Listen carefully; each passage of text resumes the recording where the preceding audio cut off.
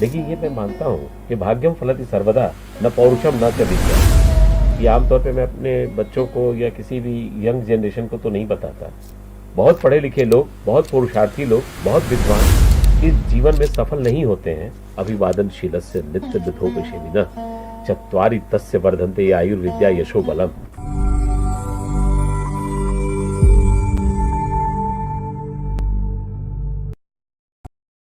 नमस्कार दोस्तों, मैं हूं सौम्या संवाद कनेक्ट से।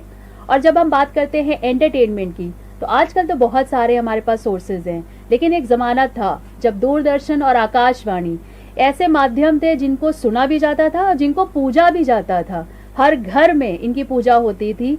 रामायण सिर्फ दिखाई नहीं जाती थी, महसूस करी जाती थी कि साक्षात श्री राम प्रकट हुए हैं स्क्रीन पर। और ऐसे चैनल्स को आगे ले जाने में हमारे इंडियन ब्रॉडकास्टिंग सर्विसेज ने कितना काम किया है और उसके पीछे वरिष्ठ अधिकारियों का कितना योगदान है, ये आज हम जानेंगे। हमारे साथ हैं श्री अजीत चतुर्वेदी जी। नमस्कार। जिन्होंने दोनों ही चैनल पे काम किया है और अब वो आकाशवाणी में एज प्रोग्राम हेड हैं। आज हम उनसे जानेंगे उनका सफर, दूरदर्शन और आकाशवाणी में उनका योगदान और कैसा था उनका अनुभव इंडियन ब्रॉडकास्टिंग सर्विसेज में। बहुत बहुत वेलकम सर आपका। बहुत बहुत धन्यवाद, आपने मुझे मौका दिया कि मैं अपनी आत्माभिव्यक्ति आप लोगों से साझा कर सकूं। मुझे बहुत अच्छा लग रहा है सर आपके साथ मंच शेयर करने में। और मैं आज चाहती हूं कि हमारे पॉडकास्ट में व्यूअर्स और लिसनर्स सिर्फ सुने नहीं, बहुत कुछ इंस्पिरेशंस लें, ताकि मैं भी आपसे सीखूं और हमारे लिसनर्स भी सीखें। तो आप बताइए सर, अभी तक का सफर दूरदर्शन और आकाशवाणी के साथ, इतनी जिम्मेदारी वाला सफर, कैसा था ये सफर? सच पूछिए तो बहुत ही अच्छा था और हमारे लिए गर्व अनुभूति का ये विषय है कि मैंने इस देश के सांस्कृतिक धरोहर को लेकर चलने वाले, विरासत को लेकर चलने वाले, एक सामाजिक नैतिक मूल्य को संरक्षित करने वाले डिपार्टमेंट को मैं इसमें हेड कर रहा हूँ। और ऐसे में जैसा कि मैं आपको बताऊं कि कई बार मुझे देख के लगता है कि ये जो आज के चैनल्स हैं, चाहे रेडियो चैनल्स हों या बाकी दृश्य वाले जो भी चैनल, टीवी चैनल्स हैं, इनकी बकवास सुनने के बाद हमें लगता है कि ऐसा समाज को दिग्भ्रमित करने के लिए, समाज को उत्तेजित करने के लिए, समाज को बिगाड़ने के लिए ये बड़े जिम्मेदार हैं। आप आश्चर्य करेंगे कि बदलती हुई दुनिया में, जबकि पूरा विश्व बदल रहा है बहुत तेजी से, आर्थिक परिदृश्य बदल रहे हैं, इकोनॉमिकल कंडीशंस पूरी दुनिया का बदल रहा है, सब कुछ को जोड़ करके भी और अपने पूरे भारतीय संस्कृति को उसके संवाहक के रूप में स्थापित करके चलने का जो दायित्व है दूरदर्शन और आकाशवाणी का, ये सचमुच वंदनीय है हर किसी के लिए। ऐसा नहीं कि मैं चूंकि यहाँ पे हूं, आप सोचिए कि हम ना तो किसी को प्रोपेगेट करते हैं, ना तो महिमा मंडित करते हैं, न किसी धर्म को, न जाति को, न संप्रदाय को, न किसी व्यक्ति विशेष को। हम वही कहते हैं जो देश और समाज के लिए सहज स्वीकार्य हो और जिन्होंने वास्तविकता से बिल्कुल नाता रिश्ता जोड़ के रखा हो, वास्तविकता से परे कुछ भी नहीं। तो हमें अच्छा लगता है ऐसे चैनल पे काम करते हुए, और साथ ही साथ हमें यह भी अच्छा लगता है कि हम अपने देश, अपने समाज को वो दे रहे हैं जिसकी नैतिक जिम्मेदारी हमारे पास है। और आजकल बड़ी चर्चा का विषय है कि सनातन धर्म और सनातन संस्कार की, तो मैं आपको बताऊं कि सनातन धर्म और सनातन संस्कार इस धरती से ही पला है, और जब इस धरती पर पला है तो धरती के उपजे हुए जो मूल्य हैं, उन मूल्यों को संरक्षित करना ही हमारा उद्देश्य है। बिल्कुल। हमें तो बहुत अच्छा लगा अपने इस जीवन की यात्रा में। ये तो यही हो गया कि जैसे आजकल के लोगों का है, हर चीज में कुछ नयापन चाहिए। दूरदर्शन है, आकाशवाणी है, ये ऐसे चैनल हैं जिनको हमारे पिता ने भी सुना, शायद उनके पहले भी था, और ये हमेशा से चलता चला आ रहा है। अगर हमें एक ऑथेंटिक सोर्स चाहिए इन्फॉर्मेशन का, तो हम डीडी न्यूज लगाते हैं, फिर हम और इधर उधर चैनल्स में भटकना नहीं सही समझते हैं।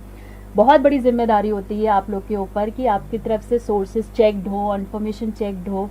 कितना कॉम्प्लेक्स रहता है पूरा मैकेनिज्म सर, आप कैसे इस चीज को देखते हैं? इस पूरे सिस्टम को संभालने के लिए बहुत सारे अधिकारी होते हैं, बहुत सारे प्रोड्यूसर्स होते हैं, बहुत सारे प्रोडक्शन असिस्टेंट हैं, कैमरामैन हैं, एडिटर्स हैं, प्रोग्राम एग्जीक्यूटिव्स हैं, ट्रांसमिशन एग्जीक्यूटिव्स हैं, एक बहुत बड़ी टीम होती है, पूरा टीम वर्क है। जी और ये टीम मिलकर के जो कुछ भी लेके आता है, इस पे रिसर्च वर्क में इन्वॉल्व होता है। जी। रिसर्च वर्क के बाद उसमें सारी चीज़ों को हम तैयार करते हैं। तैयार करने के बाद जो चीज़ें आम जनता तक पहुंचती हैं वो इतनी ऑथेंटिक होती है, विश्वसनीयता के साथ लाई जाती हैं कि कोई उंगली ना उठा सके। बिल्कुल, जैसे ही हम देखते हैं वहाँ दूरदर्शन का लोगो लगा है, मतलब इसमें तो कोई सोच विचार की जगह ही बिल्कुल। नहीं बचती है कि इसमें कोई डाउट हो। इससे पहले कि मैं ये सफर दूरदर्शन और आकाशवाणी तक ले जाऊं सर, मैं कुछ कदम पीछे आते हैं, आपके सफर के बारे में जानते हैं। कुछ अपने बारे में बताइए कि कहाँ से शुरुआत हुई। ये तो बड़ा लंबी चर्चा हो जाएगी फिर, क्योंकि मेरी उम्र लगभग 60 वर्ष होने को है। आप लगते नहीं है सर ऐसे। मैंने 20 वर्ष की उम्र में जी एमएससी की डिग्री हासिल की, और ये एमएससी की डिग्री भी ऐसे नहीं मिली, क्योंकि आमतौर पे आप सोचेंगे कि काम करते हैं आकाशवाणी दूरदर्शन में तो मास्टर इन साइंस एमएससी की डिग्री कैसे ली इन्होंने। दरअसल हमारे जमाने में माँ बाप तय करते थे कि मेरा बच्चा क्या बनेगा। जी मेरे बाबूजी और मेरी माँ ने ये तय किया कि ये डॉक्टर बनेगा। अच्छा जी। तो मैंने साइंस की पढ़ाई की। डॉक्टर बनने के लिए उस जमाने में पीएमटी सीपीएमटी के होते हाँ, थी हाँ। परीक्षाएं, उनमें बैठा, लेकिन दुर्भाग्यवश नहीं सेलेक्ट हुआ। और जब अच्छा। मेरिट में जो जगह मिली उसमें आयुर्वेद और होम्योपैथ आ रहा था, तो फिर मेरे बाबूजी ने कहा कि बनना तो तुम्हें डॉक्टर ही है, चाहे जैसे बनो, फिर एमएससी करो, पीएचडी करो। तो फिर मैंने एमएससी किया केमिस्ट्री में, और चूंकि अब बाबूजी का था फरमान, हाँ तो मेडिसिनल केमिस्ट्री में उन्होंने कहा कि नॉन मेडिको भी लेक्चरर प्रोफेसर होते हैं मेडिकल कॉलेज में, तुम वो सब्जेक्ट पढ़ो, फार्माकोलॉजी से रिलेटेड कुछ पढ़ सकते हो तो पढ़ो। तो फिर मैंने एमएससी ऑर्गेनिक केमिस्ट्री से करने के बाद मैंने डॉक्टरेट की हमारी डिग्री हुई और रिसर्च वर्क हुआ। जी इन सब चीज़ों से अभी मैं कर ही रहा था, तभी लोक सेवा आयोग उत्तर प्रदेश अच्छा से 2 विज्ञापन आए, एक तो फोरेंसिक साइंटिस्ट एक्सपर्ट के लिए और दूसरा ड्रग इंस्पेक्टर के लिए। इत्तेफाक से अच्छा। मैं दोनों के लिए सुटेबल था। तो फिर मेरे बाबूजी या मेरी माँ ने कहा ड्रग इंस्पेक्टर तो मत बनो, क्योंकि अच्छा। आमतौर पे माना जाता था कि बाजार में अगर नकली दवाएं बिकती हैं तो ड्रग इंस्पेक्टर जिम्मेदार है, बेटा गलत काम है, मत जी जाओ। जी हाँ तो वही नैतिकता की पहली पाठशाला मेरी लगी कि उन्होंने बना दिया मुझे फोरेंसिक एक्सपर्ट। अब जब फोरेंसिक एक्सपर्ट बना तो वहां ये मेरे माँ बाबू जी ने कहा कि ये दिन भर तो पुलिस डिपार्टमेंट के लोग तुम्हें जो घेरे रहते हैं ये ठीक नहीं है। हाँ अब पता नहीं उनके मन में क्या बात थी, मैं तो ठीक था, लेकिन उनके मन में था कि नहीं बेटा ये ठीक नहीं है। और उसी समय इत्तेफाक की बात थी कि मैं संघ लोक सेवा आयोग से, यूनियन पल्सेस कमीशन जी से जी इंडियन ब्रॉडकास्टिंग सर्विसेज के लिए प्रोग्राम ऑफिसर्स का रिक्रूटमेंट हुआ करता था, मैं उसमें अच्छा। सेलेक्ट हो गया। अच्छा मेरी पहली पोस्टिंग जब आकाशवाणी में हुई तो मेरे बाबूजी और मेरी माँ बहुत खुश हुए। उनका कहना था कि तुम ऐसे संगठन में जाओगे जो भारत का सबसे विश्वसनीय संगठन ही नहीं है, वहां बड़े बड़े साहित्यकार, संगीतकार, बड़े बड़े लोग वहां पहुंचते हैं, वहां हाँ। तुम बैठो तो ये जो संस्कार होगा ये आने वाली पीढ़ियों के लिए बड़ा अच्छा रहता है, बेटा तुम यही जाओ। एक मानसिक स्तर पे उन्होंने मुझे तैयार कर दिया। और जब इस संगठन में नौकरी करने लगा तो उसके बाद मैं सेलेक्ट, कई चैन आदमी जब पढ़ के निकलता है यूनिवर्सिटी से निकलने के बाद बहुत सारे ऑप्शन होते हैं, हाँ, विकल्प होते हैं, हाँ, लेकिन मुझे भी अच्छा लगा कि यही रहूं, हाँ। इसी संगठन में रहूं। ठीक है, अपेक्षाएं, अभिलाषाएं बहुत कुछ नहीं पूरी होती हैं, लेकिन नफा नुकसान नहीं जोड़ा जाता जीवन यात्रा में, ध्येय जोड़ा जाता है, उद्देश्य जोड़ा जाता है, और उपलब्धियां भौतिक नहीं होती, आध्यात्मिक होने लगती है जब 50 वर्ष के बाद आप जाते हैं। बिल्कुल और आज इत्तेफाक से आपकी ये पूछने पर अपनी यात्रा, मुझे आज ये फिर एक बार अच्छा लग रहा है बताते हुए कि मैंने अपनी यात्रा में सुख दुख बहुत झेले, जी लेकिन अंततोगत्वा मैं अपने आप को बहुत सुखी मानता हूँ कि आज की भौतिक दुनिया की विलासिता से दूर, वैसे तो दूरदर्शन और रेडियो बड़ा आकर्षक होता है बाहर के लोगों से, लेकिन मैंने खुद को बहुत संयमित और बहुत संरक्षित बना के चला, क्योंकि मुझे लगता था कि मैं जो हूँ वो मेरे परिवार के लिए नहीं, जो देख रहा है, जो सुन रहा है, उसके लिए भी हम एक रोल मॉडल की तरफ बिल्कुल। काम करें। तो सर, जैसे आपने बताया कि आप साइंस बैकग्राउंड से अपना रास्ता बनाते हुए अपने माता पिताजी के कहने पर आपने अपना रास्ता बदला। आकाशवाणी में आपकी एंट्री हुई, उसके बाद का सफर कैसा रहा, कैसा रोचक था, क्या रहा यहाँ पर? बहुत कठिन था और बहुत अच्छा सवाल आपने मुझसे पूछा। एक तो मैं पुलिस अधिकारियों को डील करता था, उनके साथ उठना बैठना, जी। और अचानक मुझे सांस्कृतिक संगठन कह लीजिए या साहित्यिक समावेशित जीवन कह लीजिए, बड़ा कठिन था मेरे लिए, क्योंकि मेरे सामने कोई दरोगा जी आते तो जय हिंद करके खड़े रहते थे, और यहाँ पता चला कि जो तबला बजाने वाला, ढोलक बजाने वाला, हारमोनियम बजाने वाला, जो भी रहता था, संगीतकार, कलाकार, साहब नमस्ते करके बैठ जाता था मेरे सामने। मैंने बिना पूछे कैसे आ गया? अच्छा, मुझे हायरार्की में ये पढ़ाया गया कि भाई आप ऑफिसर हैं तो आपके साथ साथ ये लोग कि आप रिपोर्टिंग, प्रोटोकॉल में रिपोर्टिंग ऑफिसर आप हैं। तो यहाँ कोई प्रोटोकॉल ही नहीं, जो आया वो मेरे साथ बैठ गया, हंसने लगा, बातें करने लगा, मुझे कुछ अच्छा नहीं लग रहा था। तो साथ ही साथ एक और बड़ी घटना हुई। साइंस पढ़ने वाले लोग ज्यादातर साहित्यिक रूप से बहुत वो नहीं समृद्ध नहीं होते, साहित्यिक समृद्ध नहीं होते। अलग अलग दिशाएं हैं क्योंकि हिंदी और संस्कृत और अंग्रेजी तो हम पढ़ते ही नहीं। हाँ। हम तो विशुद्ध साइंस पढ़ते हैं। लेकिन यहाँ आने के बाद जब मैं बोलता था तो लोग मुस्कुराते थे, कहते तो थे नहीं कि आपने गलत पढ़ा या कुछ गलत बोला। तो आज मैं याद करूंगा, एक हमारे साथ थे ऑफिसर, उनसे जूनियर ऑफिसर थे, तो मैंने उनको बुलाया कि आप हंसते क्यों मैं बोलता हूँ? तो बोले साहब आपको बहुत उच्चारण दोष है। आपने ये उच्चारण दोष? तो चूंकि लखनवी तहजीब, लखनवी जुबान और लखनऊ में नौकरी भी भरपूर करते हुए निकल के गया था, तो उन्होंने, मुझे लगा कि ये तो मैं गलत नहीं बोलता, सही बोलता हूँ। नहीं साहब, 103 तरह के होते हैं। ज में आप नुक्ता लगा देते हो, गाहे बेगाहे ज हो जाता है। फ में भी आप नुक्ता लगाते हो, तो हिंदी में तो ऐसा होता है, वैसा होता है। तो मुझे लगा ओ ये गलती हुई। फिर अचानक मुझे आकाशवाणी में कहीं दिखा, लिखा हुआ, साहित्य संगीत कला विहीना ते साक्षात पशु पक्ष विषाणहीना ते मर्त्य लोके भुवि भारभूता मनुष्य रूपेण मृगाश्चरन्ति। इसका अर्थ ये हुआ कि कला से, साहित्य से और संगीत से अगर आप हीन हैं तो उस पशु के समान है जिसका पूंछ और विषाण माने कि सिंह नहीं है। तो मुझे बड़ा अजीब सा लगा कि मैं साइंटिस्ट बना और हमारे जो सांस्कृतिक विरासत में हमें ये तो बता रहा है कि अगर आपको पशुवत जीवन जी रहे हैं आप जी, तो इस विभाग में आने के बाद आपको लगा कि अभी काम करना है अपने ऊपर, अभी कुछ हमें परिमार्जित करना है खुद को। और मैंने खुद को परिमार्जित करते हुए आत्मशोधन, परिशोधन जो भी कह लीजिए, मैंने साहित्य से, संगीत से सबसे नाता रिश्ता जोड़ने लगा। और आज ईश्वर की कृपा मान लीजिए, क्योंकि मैं तो ईश्वराश्रयी हो गया। जो पढ़ा वो मिला नहीं, जो मिला उसको कभी पढ़ा नहीं। ये हमारी जीवन यात्रा का सबसे बड़ा पड़ाव रहा कि ऐसी दिशा में हम आए। अच्छा, यहाँ आने के बाद मुझे अच्छा ही नहीं लगा किसी और डिपार्टमेंट की नौकरी करूं। निश्चितता आई यहाँ पे आपको, क्योंकि ये एकमात्र ऐसा विभाग है जहाँ मैं किसी भी बड़े नेता, बड़े अधिकारी, कहीं भी किसी भी जगह मेरी कभी प्रवेश मुझे वर्जित नहीं किया गया कि आप नहीं जा सकते। प्रधानमंत्री जी को जाना है, राष्ट्रपति जी के यहाँ जाना है, सब जगह हमारी पहुंच। तो मुझे लगा कि यहाँ हम अपने मन के हिसाब से अपने मन की बातों को पहुंचा सकते हैं इस मीडिया में। तो मीडिया का जो रोल है तो बहुत चुनौतीपूर्ण जी, लेकिन इसे सहज भाव में कोई स्वीकार नहीं करता है।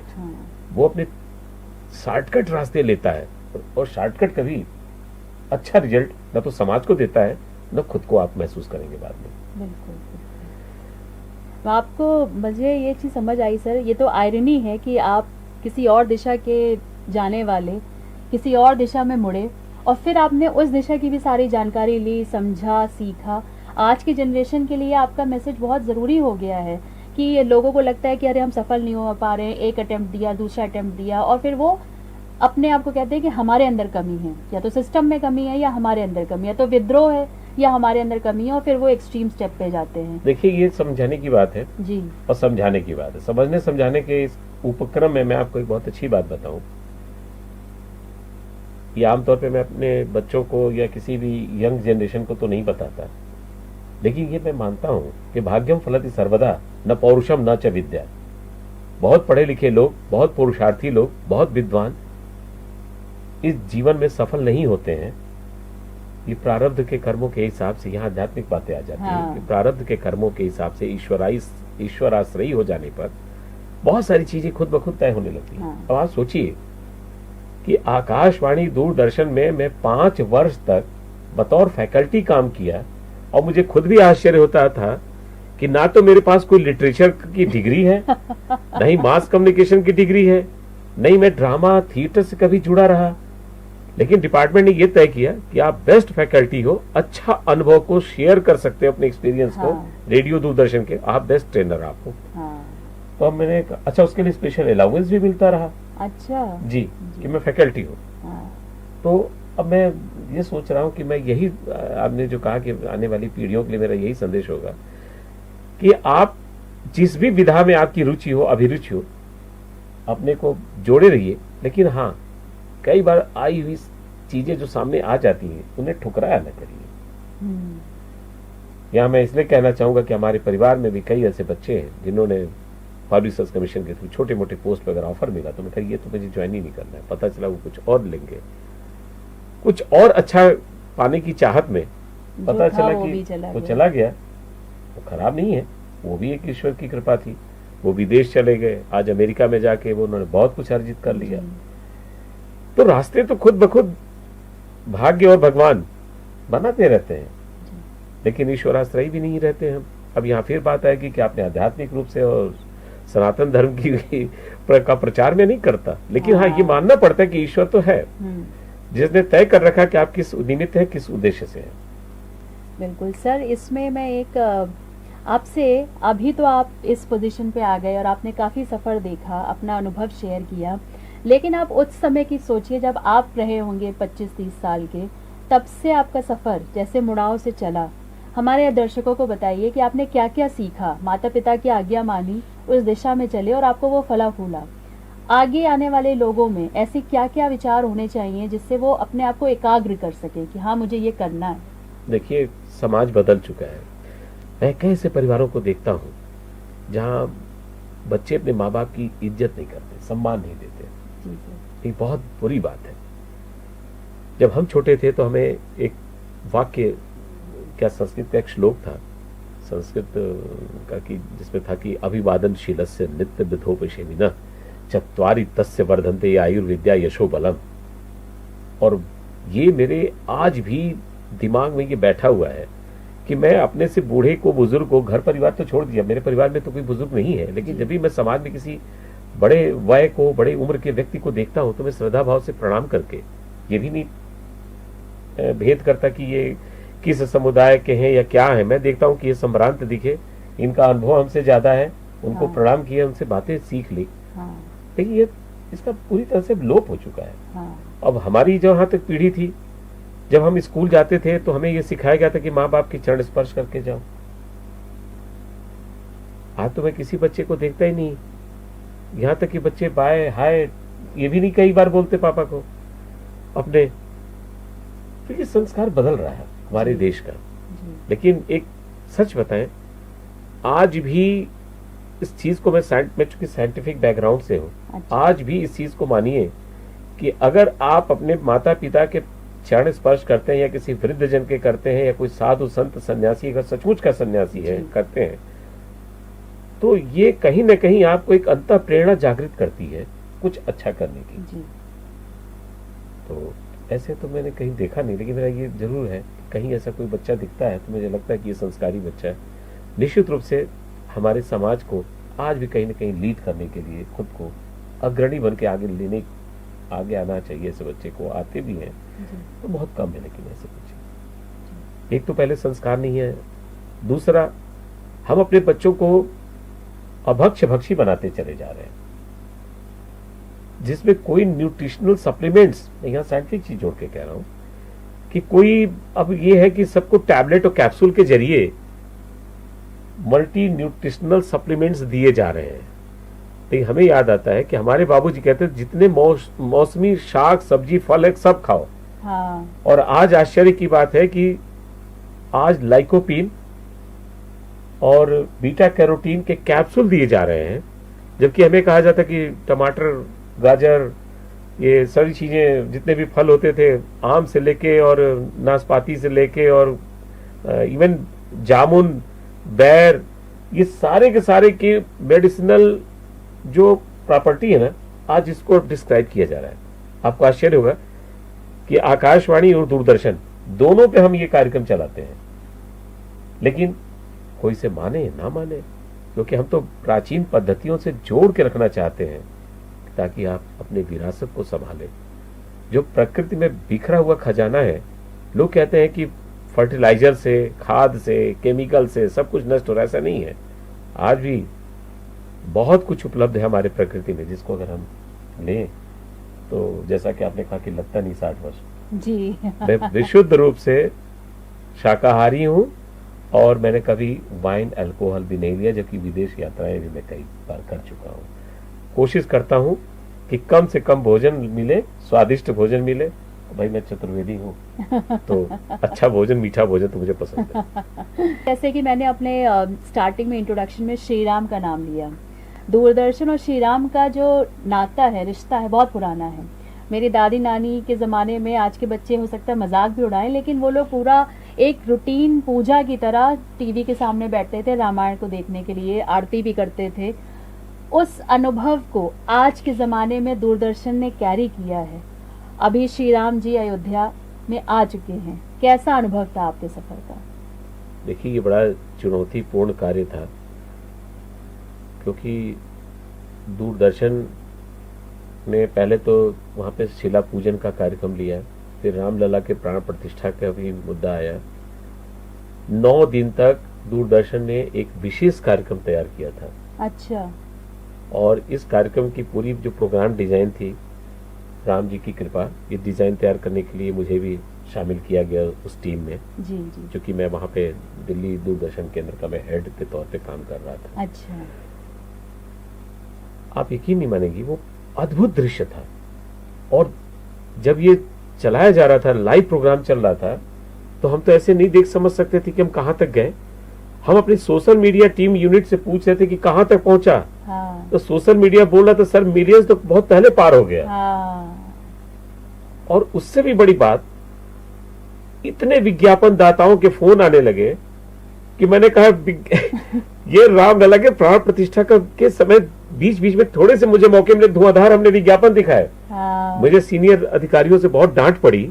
अच्छा जी, अरे तुम रामलला के दृश्य नहीं दिखा रहे हो। हमने कहा सर, राम जी का नाम लेने करोड़ों रुपए की बरसात हो रही है। दूरदर्शन तो में भी अलग लोग समय कहते हैं ना कि देगा, राम जी का नाम लोगे बेड़ा मेरा पार। पार हो जाएगा। ये सचमुच, ये मैं अपना आत्म अनुभव बता रहा हूँ। उन अधिकारियों ने बाद में मुझसे पूछा भी कि आपने विज्ञापन के लिए कुछ अच्छे दृश्य क्यों रोका आपने। हाँ, हाँ। तो मैंने कहा कि दृश्य अच्छे नहीं कटे। जब जब इत्तेफाक की बात थी कि रामलला जी के ऊपर जो हमारा कैमरा था, हाँ। कभी हमने नहीं काटा। हाँ। लेकिन जब भी हमारे कैमरा मैन ने पीसीआर में हमने कहा दाएं बाएं करो, फिर पता चला कि उसी समय मैंने तुरंत विज्ञापन लगाया। हाँ। तो ये एक बहुत हमारे लिए, हम सभी पूरी टीम के लिए चुनौती का कार्य जी, था जी, जी। कि इतने सारे कैमरामैन, लगभग 200 के ऊपर हमारा स्टाफ वहां राम जन्मभूमि पे उस समय जी। था, और हम लोगों ने इसको कवर किया। देश दुनिया में बहुत नाम यश मिला। और आप आश्चर्य करेंगे कि उसी समय हम लोगों ने एक और निर्णय लिया कि रामलला की श्रृंगार आरती सुबह की हम इसे लाइव दिखाएंगे। और आज भी दूरदर्शन पे हम इसे लाइव दिखाते हैं, जो तमाम सोशल मीडिया पे भी चलता है। और एक और बड़े आश्चर्य की बात है, कैमरा सिर्फ दूरदर्शन का है, उसके क्लीन फीड ले करके बाकी चैनल्स भी अपने नाम से दिखा देते हैं। हाँ। लेकिन ओरिजिनली वो दूरदर्शन लेता है। हाँ, हाँ, हमारा जो समझौता है राम जन्मभूमि न्यास पीठ से, जी जी। वो सिर्फ दूरदर्शन के लिए उन्होंने अलाउ कर रखा है। अच्छा।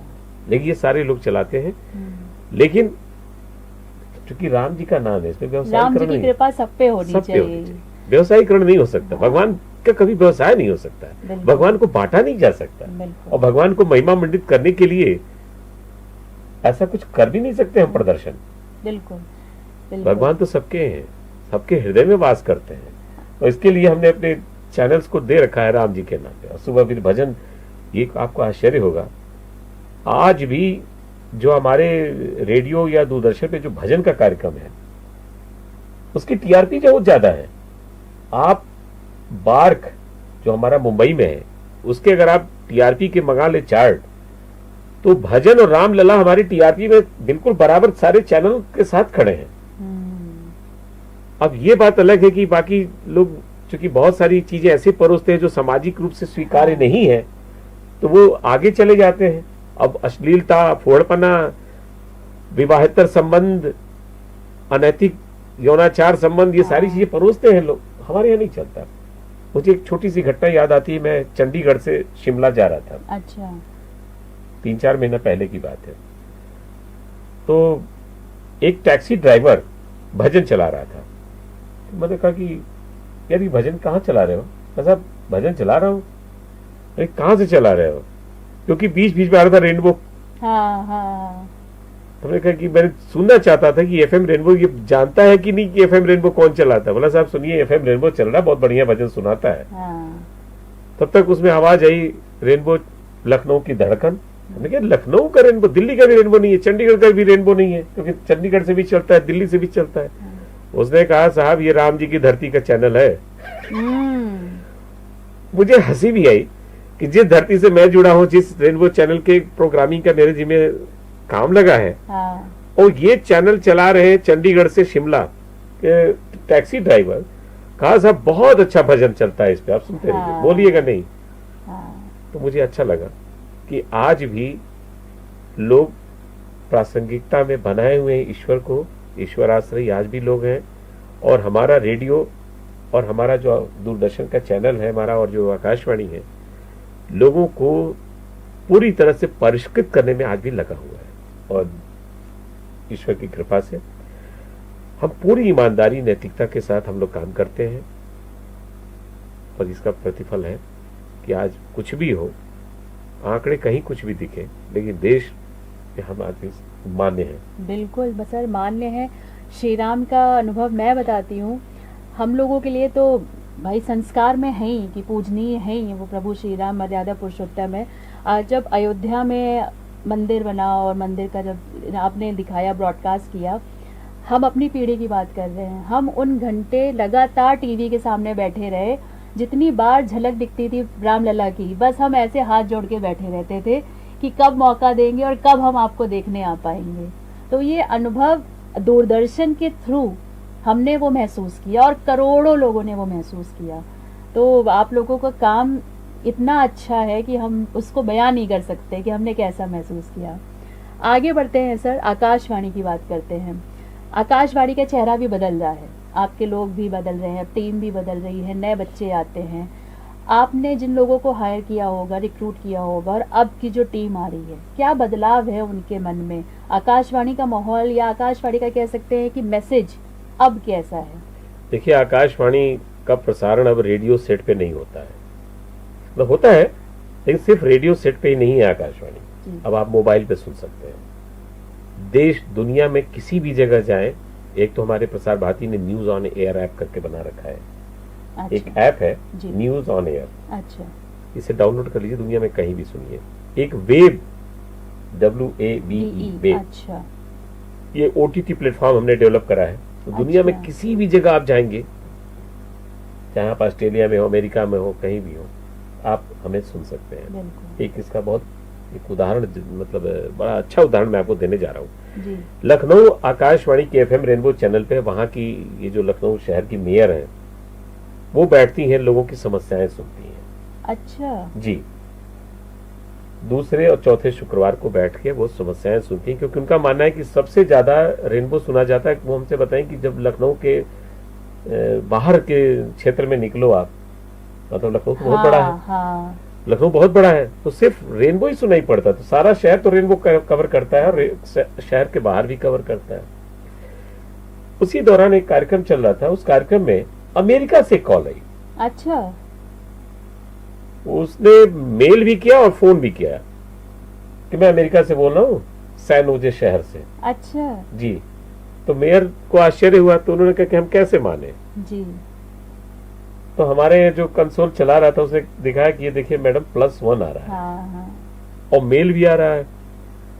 तो मेयर मैडम ने पूछा कि आप अमेरिका से कैसे सुन रहे हो? तो उन्होंने कहा हम गूगल सर्च पे सुनते हैं आपको। अच्छा, बताइए। और उन्होंने ये कहा कि हमारे घर के सामने की सड़क टूटी है, पानी भरा हुआ है मैडम।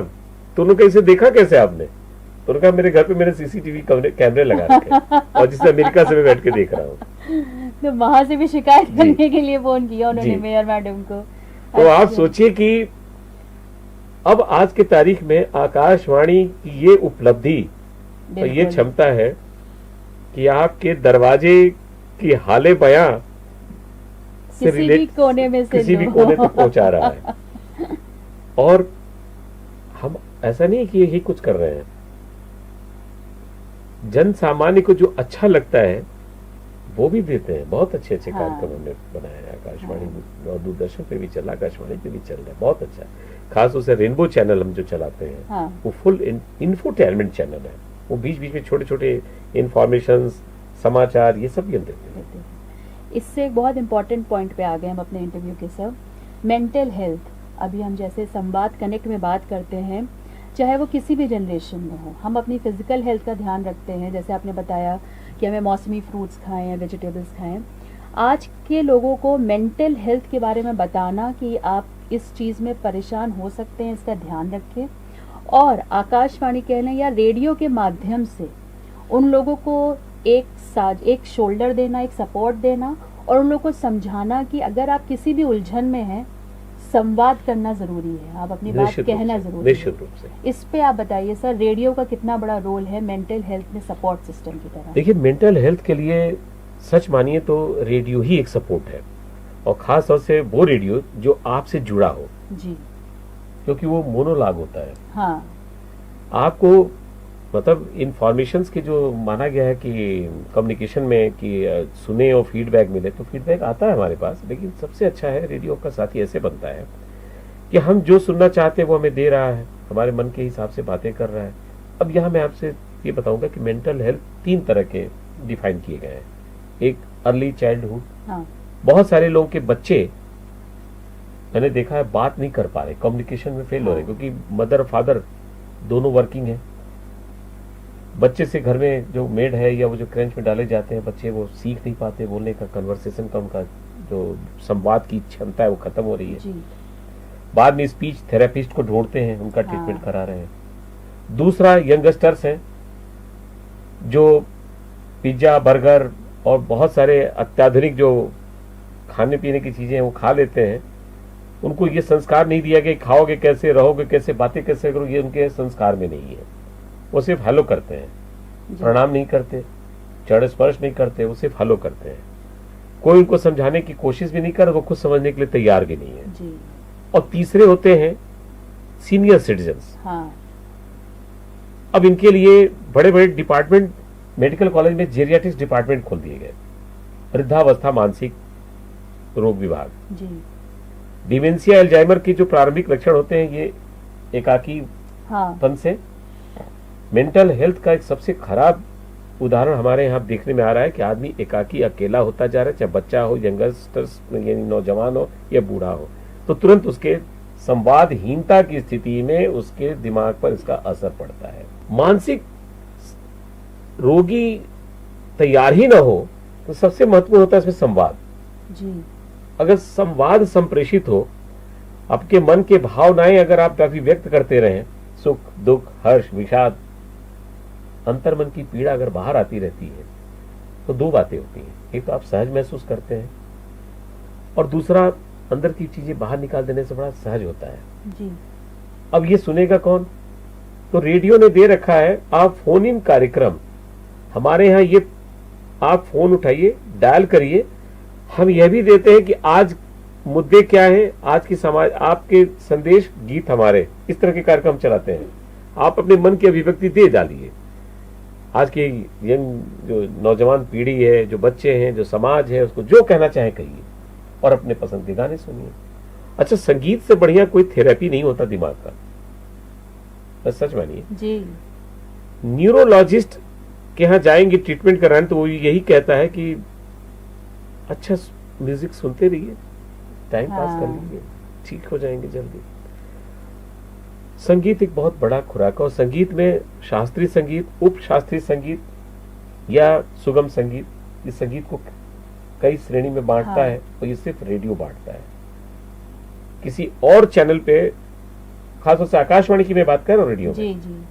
किसी आकाशवाणी के अलावा और किसी चैनल पे जाएंगे तो कान फाड़ू संगीत, धूम धड़ाके आपको सुनाई पड़ेंगे, लेकिन वो जो मन को, चित्त को शांत कर दे, आपके अंदर की ऊर्जा को सन्निहित करके जागृत कर दे, ये सिर्फ आकाशवाणी के चैनल पे होता है। और आज भी हमारे एक रागम चैनल है, जो डिजिटल प्लेटफॉर्म पर अवेलेबल है, और न्यूज ऑन एयर ऐप पे जाएंगे तो रागम चंद में 24 आवर्स वो संगीत जिसको सुनने के बाद आप बिल्कुल सहज और सामान्य हो जाएंगे। उत्तेजना खत्म, मन के भाव चित्त शांत। अब आप पंडित साजन मिश्र के गाए हुए भजन को अगर सुने तो आपको कैसा लगेगा? बहुत अच्छा लगेगा। पंडित जसराज का भजन अद्भुत है।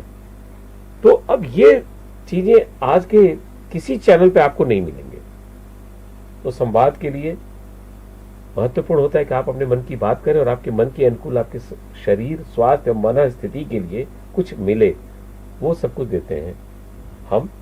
और इसी परिप्रेक्ष्य में हमने आपसे कहा था पहले भी कि हमें बड़े आत्मगौरव की अनुभूति होती है कि मैं ऐसे काम को कर रहा हूं जिससे परोक्ष अपरोक्ष हजारों लाखों लोगों तक हम पहुंचे। जैसे बताया ना, वो गाड़ी ड्राइव कर रहा है पहाड़ी रास्ते पे चंडीगढ़ से शिमला, और वो सोचिए उसका मेंटल कंसंट्रेशन भजन सुन रहा है लखनऊ के रेनबो चैनल का, और मेंटल कंसंट्रेशन वहां बन रहा है। अच्छा, बाद में जब यहाँ लखनऊ आकाशवाणी के मैंने पूछा जो प्रेजेंटर थे, उन्होंने कहा सर ये बहुत सारे हमारे पास मेल आते हैं अच्छा चंडीगढ़ से शिमला से कि साहब बहुत अच्छा भजन है, बहुत अच्छा कार्यक्रम हम सुन रहे हैं यहाँ बैठ के। तो ये लोकप्रियता प्रोग्रामिंग के जरिए होती है, और प्रोग्रामिंग करते समय हमारे लिए सबसे महत्वपूर्ण होता है मानवीय सहजता, सरलता, सुगमता की हम सब लोगों को कनेक्ट कर लें। बिल्कुल, इतना अच्छे से समझाया सर आपने। इसी जगह पे मैं लेकिन एक ऐसा क्वेश्चन पूछना चाहती हूँ, मैं चाह तो नहीं रही हूँ कि ये आए हमारे व्यूअर्स के सामने, फिर भी आपके जैसे इतने इंस्पिरेशनल पर्सनालिटी जिसने इतना कुछ देखा है, साइंस देखा, कम्युनिकेशंस देखे, आपके जीवन में क्या ऐसा है जिसको आपको लगता है कि शायद ये ना होता तो बेहतर होता? कुछ ऐसा है, कोई ऐसा पल, कोई ऐसा इंसिडेंस? ऐसे तो बहुत क्षण हमारे जीवन में आए जिसमें सबसे खराब अनुभव मेरे जीवन में ये रहा। वैसे तो भारतीय संस्कृति में, भारतीय समाज में और हमारे प्राचीन ग्रंथों में ये माना गया है कि ब्राह्मण कुल में जन्म लेना श्रेष्ठता का प्रमाण है।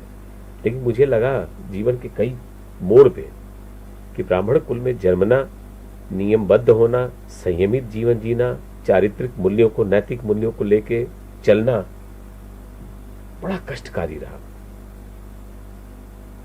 मैंने जीवन में, मैं ही नहीं, मेरे पिताजी, मेरे मतलब बाबूजी, मेरे दादाजी, हम सब ने सबको समावेशित करके हम चले अपने जीवन की राह पे। लेकिन मुझे यहां मैं कहना नहीं चाह रहा हूं, फिर भी चूंकि आपने कह दिया, कई बार राजनीतिक, चूंकि मैं सरकारी चैनल से जुड़ा हूं, कई बार राजनीतिक प्रशासनिक कुछ ऐसी चीजें आती हैं जब मुझे लगता है कि शायद मैं ब्राह्मण नहीं होता तो मुझे कुछ और भी अच्छा मिलता, क्योंकि यहां पे इतनी जातिवादी मानसिकता से भरे हुए लोग हैं, पूर्वाग्रह से ग्रस्त हैं। या तो मुझे नियमबद्ध होने से रोका जाता है या नियम में काम करने में हमारी अड़चनें आती हैं। व्यवस्था में ऐसे लोग बैठ जाते हैं जिनके नैतिक अनैतिक कर्तव्यों को मैं सहन नहीं कर पाता हूं, मुझे बहुत तकलीफ होती है। बस ये हमारे लिए बड़ा कष्टदायी है। बाकी जीवन में मेरा मानना है कि जो देता है ईश्वर देता है। ना तो मेरे दादाजी ने, ना मेरे परदादा ने, ना मैंने कभी किसी को मानसिक रूप से आहत नहीं किया, लेकिन सजा हमें दी जाती है कि हम ब्राह्मण हैं। जबकि ऐसा मेरा कोई लक्ष्य नहीं होता कि मैं किसी को प्रताड़ित करूं, किसी को दुखूं। हमारे यहाँ जो सफाई कर्मी है, अगर वो भी मुझे, मैं प्यासा एक दिन दौड़ के लाके कहा सर आपको प्यास लगी, पसीने तो पानी लेंगे, हाँ ला लो, वो पानी भी मैं पीता रहता हूँ। ऐसा नहीं है, मैं कभी किसी की जाति नहीं पूछता, कभी किसी का धर्म नहीं पूछता। लेकिन मुझे चूंकि मेरे नाम के आगे चतुर्वेदी टाइटल लगी हुई है और चिन्हित कर लिया जाता है ये ब्राह्मण है, इनको तो हटाओ, इनको निग्लेक्ट कर दो, इनको क्यों रखेंगे। और कई बार ऐसा था कि शायद ईश्वर की कृपा भी रही मुझ पर, कई बार ऐसे अवसर मिले जब प्रतिनियुक्ति पर या किसी अन्य तरीके से कोई बड़ी पद जिम्मेदारी किसी अन्य जगह जा रहे थे हम, तो किसी कहीं नेता ने, कहीं किसी बड़े अधिकारी ने मेरा नाम काट दिया। अच्छा जी, ऐसा हुआ है मेरे साथ, कई बार हुआ। फिर मैंने ईश्वर को धन्यवाद दिया कि अच्छा कि आपने मुझे नहीं वहां ले गए, और मुझे ऐसे जगह रखा जहां मैं हजारों लाखों लोगों के दिल में संवेदनाएं जगा सकता हूं। बिल्कुल। उनको ये बता सकता हूं कि प्रगति के लिए, जीवन में उत्कर्ष पाने के लिए और श्रेष्ठ पाने के लिए जाति नहीं, जाति प्रमाण पत्र नहीं, संस्कार की जरूरत है, ईमानदारी की जरूरत है, नैतिकता की जरूरत है। ये मुझे बड़ा कष्ट हुआ है जीवन में। मैं ही नहीं, मैंने अपने बच्चों के नाम के आगे जो जाति उपाधि लिख दी, ये भी बड़ी कष्टकारी होगी। योग्य होना, ईमानदार होना, चारित्रिक रूप से परिपक्व होना, नैतिक मूल्य को लेकर चलना, फिर बहुत पीड़ा देते हैं लोग। आप यकीन नहीं करेंगे, मैं जिस विभाग में बहुत अच्छे तरह से कार्य करता हूं, बड़ी ईमानदारी से काम करता हूं, काम करते हुए मुझे अच्छा भी लगता है, लेकिन कई बार इसका शिकार किया गया मुझे, और मेरे 13 ट्रांसफर किए गए। अच्छा। आकाशवाणी दूरदर्शन में 13 बार स्थानांतरित किया गया मुझे। बताइए। लेकिन मुझे इस पीड़ा बिल्कुल नहीं हुई, क्योंकि जब भी मैं गया अच्छी चुनौती के काम मुझे मिले, और मुझे बड़ा अच्छा लगा कि मैंने बिहार के नक्सलवादी क्षेत्रों में भी मैंने काम किया है। अच्छा। जहां यज्ञोपवीत देख के सर काट दिया जाता था, उस इलाके में भी मैं गया हूं, और वहां मैंने यज्ञोपवीत में धारण करना बंद कर दिया। सर, अभी तक का सफर तो बहुत रोचक रहा आपका। हमें जैसे पता चला, साइंस से कम्युनिकेशन से ब्रॉडकास्टिंग से कमेंट्री, अद्भुत। अब अपने यूथ को भी आप बहुत इंस्पिरेशन दे रहे हैं, लेकिन अभी भी कुछ ऐसे सपने होंगे जो आपको लगता है कि मैं अभी ये करूंगा या करना चाहता हूँ। वो सपने क्या हैं आपके? मैंने सोचा है कि भाग्य और भगवान जहां भी खड़ा करेंगे, वहीं से मैं लोगों को हौसला दूंगा, हिम्मत दूंगा, मार्गदर्शन करूंगा। मैं अब यह बताना चाहता हूं कि मेरा एक शौक है, और आप आश्चर्य करेंगे कि मैंने साइंस पढ़ा, कम्युनिकेशन संप्रेषण में मैं रहा, लेकिन धर्म, अध्यात्म और ज्योतिष, ये मैं अध्ययन इसका करता रहा। तो मानसिक रूप से तृप्त करने के लिए तमाम धर्म ग्रंथों की लाइनें, ज्योतिष के जो पक्ष आमतौर पे जो चैनल पे दिखाए जाते हैं ना, ये बकवास होते हैं। ज्योतिष के पूरे वैज्ञानिक तरीके से अगर विश्लेषण करें तो हमारा 12 राशि ही नहीं है, हमारे नक्षत्र भी हैं। नक्षत्र के एक राशि के 28 नक्षत्र होते हैं लगभग, मतलब 5-6 चरण होते हैं, और हर चरण का अलग अलग एक स्वामी होता है। मतलब एक नक्षत्र के स्वामी अलग हो गए, चरण के उसके हिसाब से भोग दशा हो गई।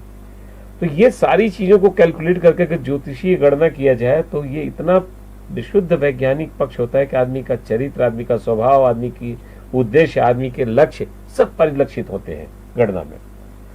और आज भी जब कोई लड़का बहुत उदास होकर, हताश होकर मेरे पास आता है, अंकल पता नहीं, मैं कई बार से एग्जाम देता हूँ, बैठो बेटा अब मैं ज्योतिषी गणना करता हूँ तुम्हारे लिए बैठ के। ये मेरा व्यवसाय नहीं है, ये मेरे मार्गदर्शन में बिल्कुल विशुद्ध रूप से लोगों को सिर्फ ज्ञान देना और एक काउंसलिंग कहते हैं ना। हाँ।